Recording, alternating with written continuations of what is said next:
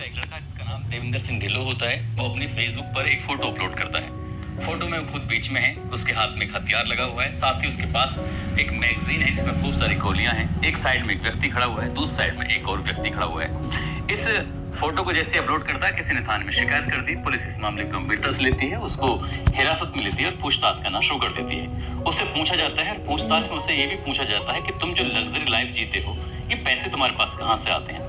जब पुलिस ने अपने तरीके से उससे पूछताछ करना शुरू किया है, तो पता चलता है कि कुछ दिनों पहले उसने पाकिस्तान की एक यात्रा की थी, जो श्रद्धालुओं का जत्था जो सिख धार्मिक स्थलों के दर्शन करने के लिए जाता है, तो वो भी उस जत्थे में शामिल हो जाता है। ये हरियाणा के जिला कैथल का गुहला एक इलाका लगता है, वहां का रहने वाला होता है। नाम इसका देविंदर सिंह ढिल्लों होता है। ये जब वहां पाकिस्तान जाता है, तो पाकिस्तान में इसकी एक बेहद खूबसूरत लड़की से मुलाकात हो जाती है और मुलाकात के दौरान उससे दोस्ती हो जाती है। वो लड़की इसको 7 दिन तक अपने साथ रखती है और इनकी आपस में बहुत सारी बातचीत भी होती है। वो बातचीत का दायरा किस लेवल तक था, वो तो खैर वो खुद बता सकता है, लेकिन पुलिस की जांच में कुछ ऐसा ही आता है। यह है दुनिया के सबसे अमीर बिजनेसमैन की इकलौती बेटी। उसे बचपन से ही एक अल्ट्रा लग्जरी जिंदगी जीने की आदत थी।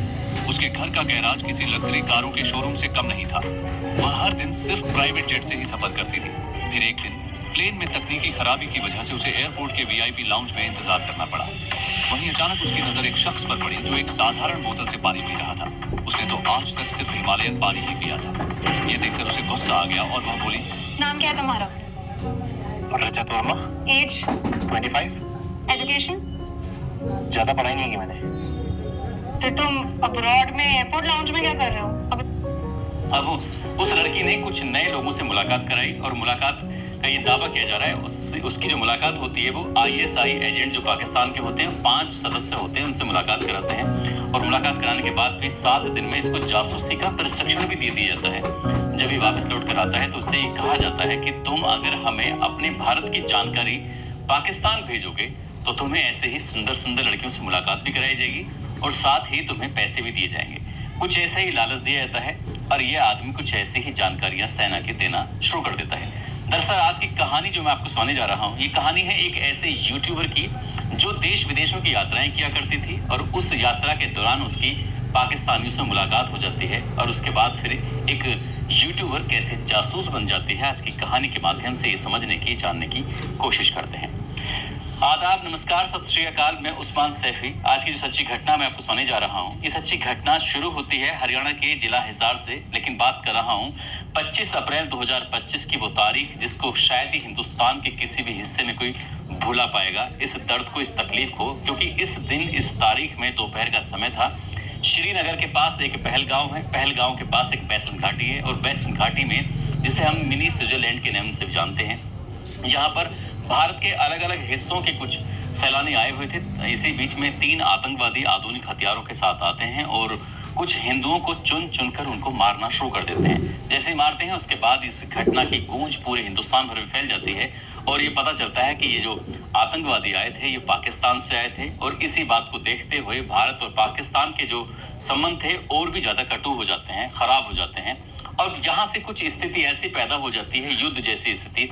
इस बात का बदला लेने के लिए 6-7 मई 2025 की रात को भारत की तरफ से एयर स्ट्राइक कर दिया जाता है और पाकिस्तान के लगभग 9 ऐसे इलाकों पर बमबारी की जाती है जहां पर एयर स्ट्राइक की जाती है, जहां पर आतंकवादियों को ट्रेनिंग दी जाती है। कुछ इसी तरह का मामला था। अब यहाँ से कुछ ऐसे भी आदेश कर दिए जाते हैं और ये आदेश किया गया था 13 मई 2025 को। भारत सरकार ने नई दिल्ली के जो पाकिस्तान का हाई कमीशन है, वहां पर रहने वाला एक व्यक्ति है जिसका नाम एहसान उर रहीम उर्फ दानिश। दरअसल इसको भी आदेश कर दिया जाता है कि जितनी जल्दी हो सके भारत छोड़ दिया जाए, भारत छोड़ के यहाँ से चले जाओ, और इसे नॉन ग्राटा घोषित कर दिया जाता है कि अब दिखाई मत देना यहाँ पर। कुछ इसी तरह का आदेश दिया गया था और इसकी जांच पड़ताल करना शुरू कर देते हैं। जैसे ही दानिश की जांच पड़ताल करना शुरू कर देते हैं, तो उसके बारे में जब कुछ जानकारी जुटाई गई, तो उसमें कुछ लोगों के नाम सामने आते हैं जिनसे वो संपर्क में था भारत के, और वो ऐसे संपर्क में था जैसे कि दोस्ती हो जाती है। दानिश के जब बारे में पता किया जाता है, दानिश के संपर्क में एक लड़की होती है। उस लड़की की उम्र लगभग 27-28 साल के आसपास होती है। नाम उसका ज्योति मल्होत्रा होता है, जिसके पिता का नाम हरीश कुमार मल्होत्रा होता है, जो कि हरियाणा के जिला हिसार की रहने वाली होती है। यहाँ की कॉलोनी है न्यू अग्रसेन कॉलोनी, खोड़ा फार्म की निवासी होती है। ये अपने घर पर कम और दिल्ली में ज्यादा रहती है। इसने अपने सोशल मीडिया पर कुछ ऐसे अकाउंट बनाए हुए हैं, जैसे कि इंस्टाग्राम पर, फेसबुक पर, यूट्यूब पर। अगर हम इंस्टाग्राम की बात करें तो 1,32,000 इसके फॉलोवर हैं। फेसबुक की अगर बात करें तो 3,21,000 फॉलोवर हैं। और यूट्यूब की अगर हम बात करें तो 3,77,000 फॉलोवर हैं। ये अलग अलग जगहों की यात्राएं करती। तो ऐसी एक यात्रा कर रही थी 15 अप्रैल 2025 को नई दिल्ली से। इसको 7 घंटे का सफर तय करने के बाद इंडोनेशिया के बाली एयरपोर्ट पर ये उतरती है। पहले से वहां पर कोई इसका इंतजार कर रहा था कार में। जब कार लेके आता है वो बात करती है, वो कहती है कि आपका नाम क्या है। वो अपना नाम बताता है, ये भी अपना नाम बताती है और इसका नाम शॉर्ट में जो होता है। हालांकि ज्योति मल्होत्रा इसका असली नाम है, लेकिन वो अपने प्यार से जो नाम रखा है। और इसने अपने चैनल का नाम भी कुछ ऐसे रखा है, ट्रेवल विद जो। अब ये वहां पहुंच जाती है, जैसे होटल की तरफ ही बढ़ रहे थे अपना, और ये साथ ही अपना व्लॉग भी उसको वीडियो बना रही थी। वीडियो बनाते बनाते ड्राइवर से बातचीत करती है और करते करते सीधा वो पहुंच जाती है उस होटल में। होटल में अलग अलग जो भी लोग दिखाई दे रहे थे, चाहे वो लंदन के हो, चाहे वो अमेरिका के हो, जो विदेशी टूरिस्ट थे उनसे बातचीत करती है। रिसेप्शन पर जाकर अपना पासपोर्ट जमा करती है, होटल की कमरे की चाबी लेती है और कमरे की चाबी लेने के बाद आराम करने के बाद यहाँ से फिर अपना कुछ खाने का सामान लेती है। और खाने का सामान लेने के बाद वो एक ऐसी जगह पर पहुंचती है होटल में ही, जहाँ पर स्विमिंग पूल बना हुआ था। स्विमिंग पूल के पास जाके वहाँ कुछ लोग नहा भी रहे हैं, साथ में कुछ लोग लेटे हुए भी हैं। कुछ ऐसी बॉल टाइप की थी, जो कुर्सियां हैं उन पर आराम से बैठे भी बातचीत भी कर रहे हैं। इसी बीच में एक लड़के की तरफ हाथ बढ़ाते हुए कहती है, आपका नाम क्या है। वो नाम बताता है। पूछती है, वो कहाँ के रहने वाले हो। वो कहता है कि वो पाकिस्तान के लाहौर का रहने वाला है। बस इतना था। उसने कहा कि भारत और पाकिस्तानी भाई भाई। बाद में पास में बैठ जाती है, बातचीत करना शुरू कर देती है। जो खाना लेके आई थी वो खाना भी इसके साथ खाना शुरू कर देती है।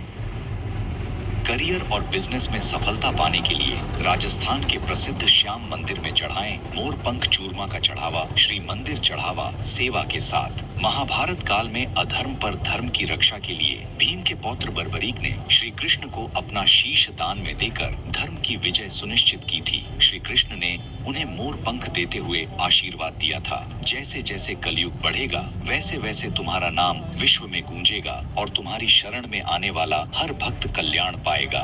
वर्तमान में बाबा श्याम की महिमा न केवल भारत में बल्कि पूरे विश्व में गूंज रही है। खासकर व्यवसायियों और नौकरी पेशा लोगों के बीच बाबा श्याम के प्रति विशेष आस्था है। भक्तों का मानना है। दरअसल कुछ ऐसे ही चल रहा था और भारत की एजेंसियों की नजर इस वीडियो पर भी पड़ जाती है। और भारत की एजेंसियों की जो नजर थी वो उस 13 मई 2025 को जो आदेश किए गए थे पाकिस्तान की हाई कमीशन में रहने वाले दानिश के खिलाफ कि आपको जितनी जल्दी हो सके देश छोड़ के चले जाइए। अब उसकी जांच पड़ताल की जा रही थी, तब यूट्यूबर का नाम सामने आता है। दरअसल ये जो यूट्यूबर के बारे में पता किया गया तो ये ज्योति मल्होत्रा 3 बार पाकिस्तान जा चुकी है, 2 बार श्रद्धालुओं के साथ और 1 बार करतारपुर साहिब के साथ दर्शन करने के लिए गई हुई थी। इसके अलावा यूट्यूब पर जो सब्सक्राइबर हैं 3,77,000 हैं। चीन, Nepal, Dubai, Bangkok, Bangladesh, Indonesia और पाकिस्तान ऐसे देशों की ये यात्राएं कर चुकी है। 7 अगस्त 2019 को इसने अपना पहला वीडियो डाला था। ये मनाली का वीडियो था। स्नोफॉल मनाली के क्या हाल चाल है उसके बारे में बताया था। अगर हमने जब इसका ट्रैवल विद जोगो जब हमने सर्च करना शुरू किया है तो उसमें लगभग 487 वीडियो के आसपास इसने अपलोड किया है। और जो सबसे टॉपेस्ट वीडियो है, सबसे पॉपुलर वीडियो है, वो पाकिस्तान की वीडियो है जो 12 मिलियन चली है और 18 अप्रैल 2025 को ये अपलोड की गई थी। इंडियन गर्ल इन पाकिस्तान के नाम से उसको डाला गया है। हमने फिर और सर्च करना शुरू किया तो उसमें टॉप 10 वीडियो जो इसकी हैं, जो सबसे ज्यादा वीडियो 10 चली हैं, उन वीडियो को देखा तो पता चलता है कि इसमें से 6 वीडियो पाकिस्तान की ही हैं। और इसने पाकिस्तान की यात्राएं की।